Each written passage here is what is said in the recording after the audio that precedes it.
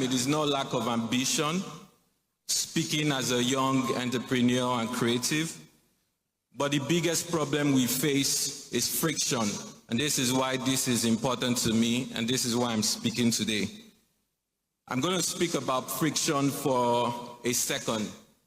In the last 10 years, I've spent 6 of those years as a singer touring the world, and 4 of those years, doing a lot of entrepreneurship. And 2 things remind me. I remember when I was 2 things. One, I remember that in the first 6 years, on the first 2 years of me blowing up, it was easier to tour America and tour Europe than tour Africa as a singer. So whilst I had the biggest songs, those who know, whilst I had the top #1 songs in Africa, it was harder for me to tour.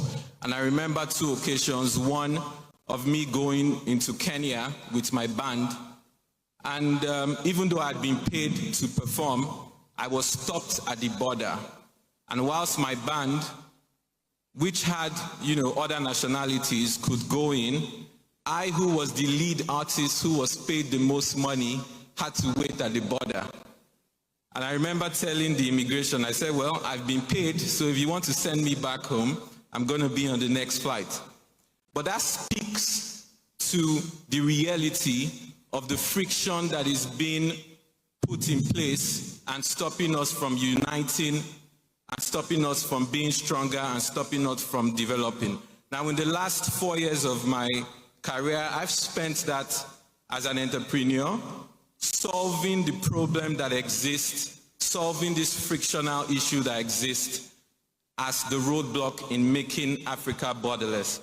And I've invested in businesses that are now live in 19 African countries, of which I'm really proud of, is a company that is live in 19 African countries and processes 4 million transactions a day. 4 million transactions a day.